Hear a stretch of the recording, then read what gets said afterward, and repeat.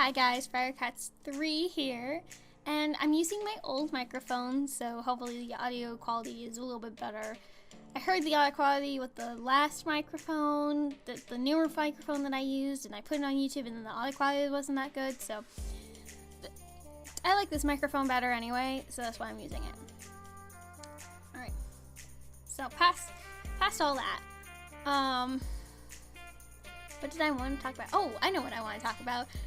Okay, you've probably all heard enough about this, but anyone who hasn't heard, Fizzy Pop, which a artist that I really enjoyed, some of her animations and stuff, created this show called Hazbin Hotel, and if you have yet to watch the pilot, the pilot officially dropped on the 28th of October, and it's now when I'm recording this, it's now the 4th of November, so I'm like, I gotta say shout out. If people haven't watched this, they need to watch it. It is fabulous. Her team did an amazing job. The audio is incredible. The 3 songs are, I can't get them out of my head. I've been singing them for a week. And all the characters are amazing. I have to say, Angel Dust is probably my favorite. Next to him would be Alistair. But you know what? You can fight me on that. You can totally be like, no, Al is better. But, you know, I'm just saying, Angel Dust is hilarious and has a lot of funny lines. He made me laugh the entire show. So yeah, I'm just wanted to plug that, say, hey guys, you should go watch it if you haven't seen it. I thought it was amazing.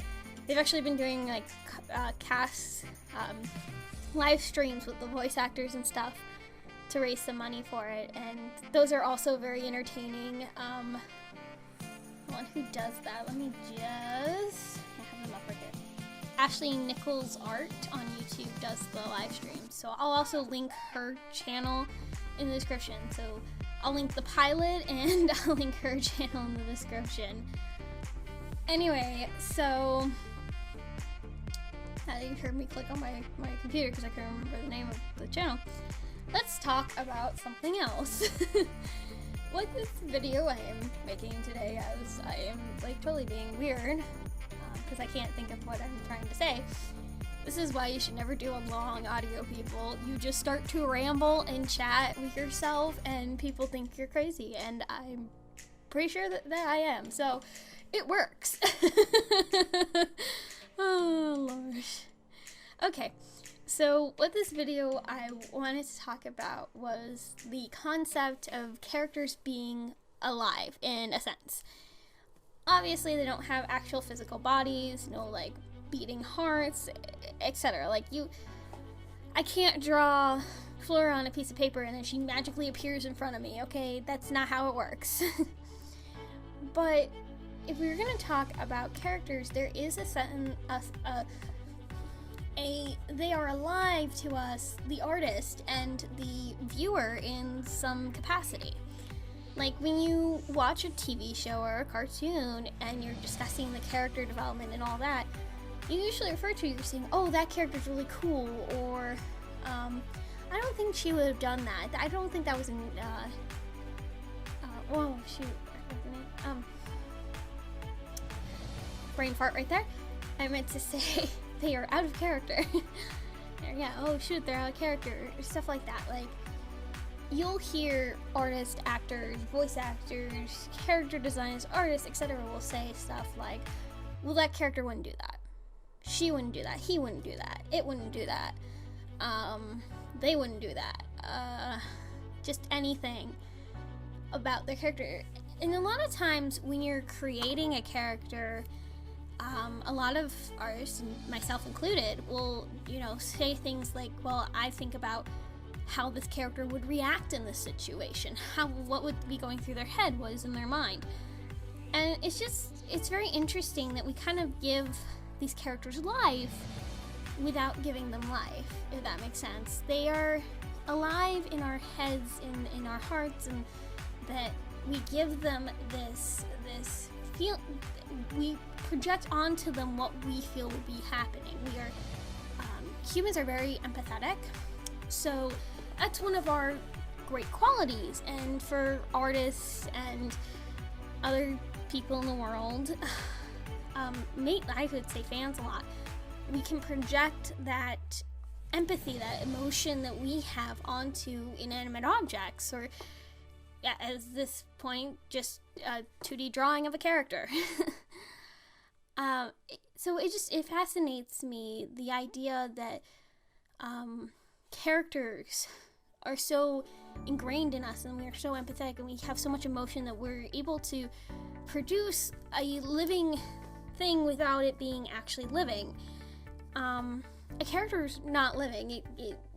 There is no point in time where, okay, I'm gonna say this and then the future's gonna prove me wrong. We're gonna have some magic tech that allows characters to become real, in like, you press a button and the character's real, like, living thing.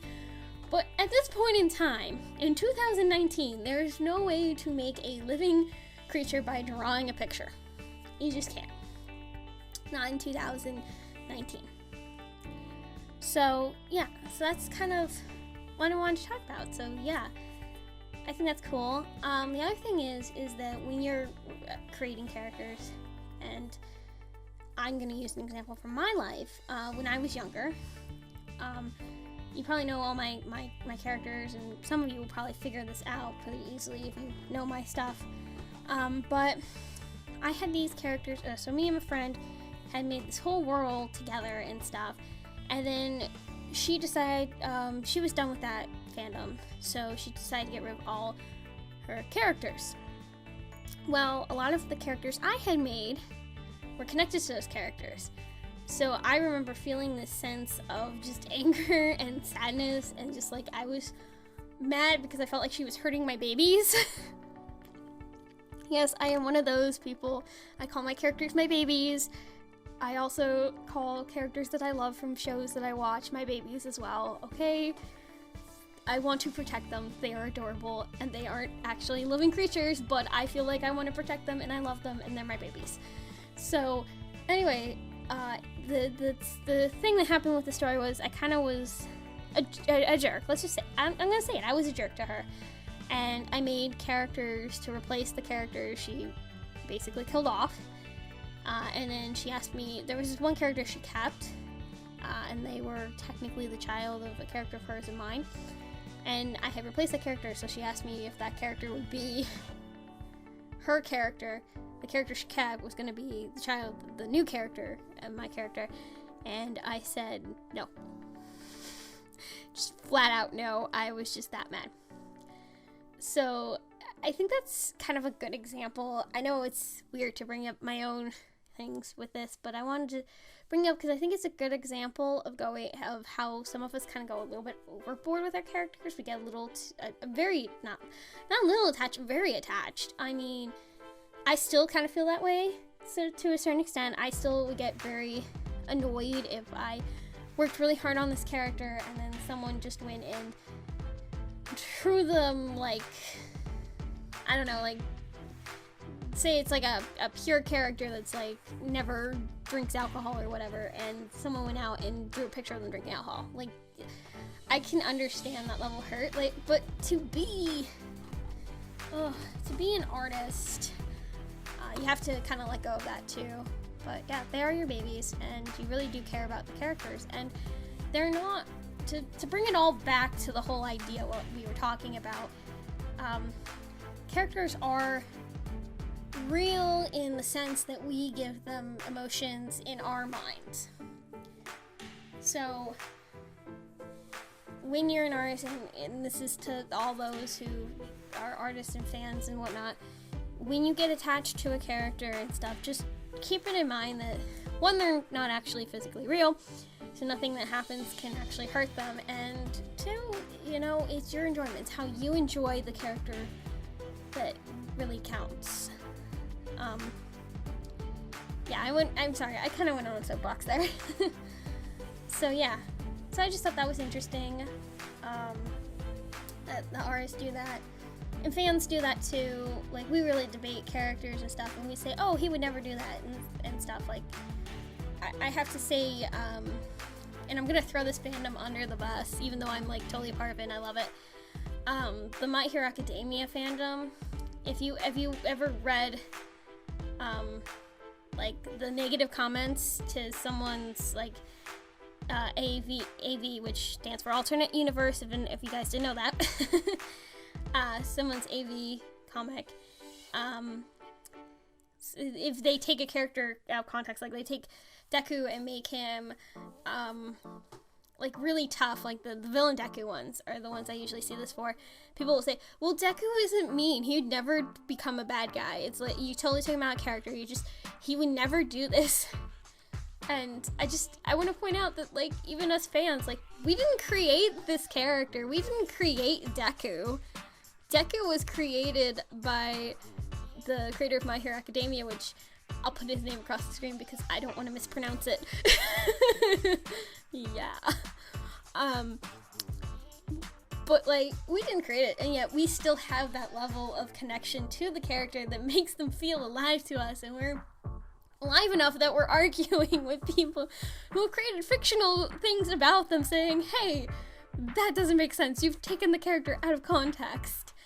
And it's just, I don't know, I find this really fascinating. I hope you also found this fascinating. I'm gonna end the video here. Thanks for listening. Sorry about all my ums, and hopefully this audio stays pretty good and non-corrupted. Alright. Firecats 3 out. Thanks for watching.